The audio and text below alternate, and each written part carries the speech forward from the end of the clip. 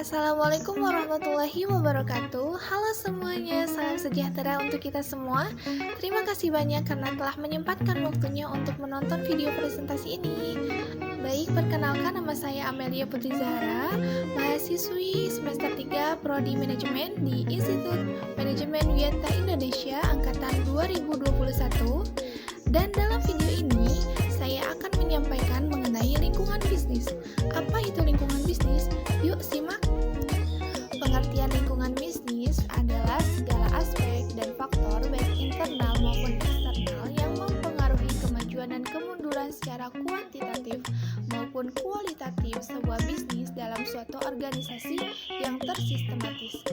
Pandangan lain diungkapkan oleh Madura Jeffs dalam bukunya Pengantar Bisnis, Selembah 4 tahun 2007, menuturkan bahwa keberhasilan suatu bisnis pada umumnya bergantung pada lingkungan bisnis.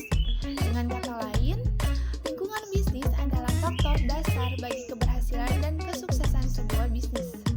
Baik, kita lanjut ke slide berikutnya. Ada komponen-komponen lingkungan bisnis yang terbagi menjadi dua bagian, yaitu komponen internal lingkungan bisnis dan komponen eksternal lingkungan bisnis. Kita bahas satu persatu.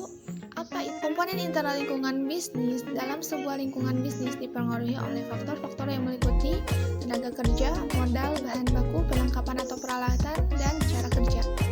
Oke. Tenaga kerja di sini adalah manusia yang tidak hanya berperan sebagai tenaga kerja di perusahaan, namun juga berperan sebagai konsumen dari produk perusahaan. Kemudian ada uang atau modal usaha, yaitu sejumlah uang atau barang yang dibelikan dengan uang tersebut untuk membuat produk yang lain. Kemudian ada material, yang ini sebab merupakan faktor pendukung utama dalam proses produksi. Ada juga yang meliputi perlengkapan atau peralatan penunjang faktor produksi sebuah perusahaan. Nah, perbedaan antara perlengkapan dan peralatan lebih kepada sifatnya. Perlengkapan lebih cenderung kepada barang yang berangsur-angsur habis, bahkan bisa sekali pakai langsung habis, sedangkan peralatan lebih kepada barang yang tidak mudah habis namun hanya mengalami penyusutan. Kemudian cara kerja atau metode, yaitu merupakan suatu pelaksanaan kerja produktif, misalnya pengembalian keputusan, pemberian ide atau inisiatif, dan pemikiran yang kesemuanya itu ditunjukkan agar pengelolaan sumber-sumber ekonomi dapat berjalan secara lancar. Kemudian ada komponen eksternal lingkungan bisnis. Ini menjadi terbagi dua golongan, yaitu lingkungan makro dan lingkungan mikro. Nah, lingkungan mikro meliputi pemerintah, pemegang saham, kreditor, pesaing, pabrik, perantara, pemasok, dan konsumen. Kemudian, selain lingkungan mikro, lingkungan eksternal lain juga dipengaruhi oleh lingkungan makro yang meliputi lingkungan mikro. Lingkungan eksternal lain juga dipengaruhi oleh lingkungan makro yang meliputi lingkungan ekonomi, lingkungan teknologi, lingkungan politik hukum, lingkungan sosial kultur, lingkungan global, lingkungan bisnis teknologi dan informasi. Kemudian ada sikap pembisnis dalam menyikapi lingkungan bisnis yang semakin dinamis. Setelah membahas komponen-komponen lingkungan, di sini akan dibahas mengenai perubahan-perubahan lingkungan dan bagaimana cara memanfaatkan lingkungan yang berubah.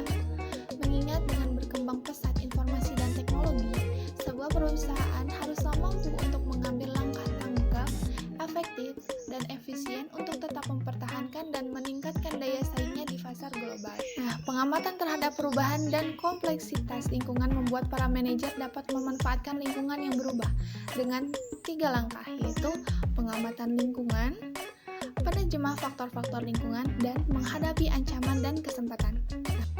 Baik, sekian yang dapat saya sampaikan. Kurang lebihnya mohon dimaafkan. Semoga video ini bermanfaat untuk kita semuanya.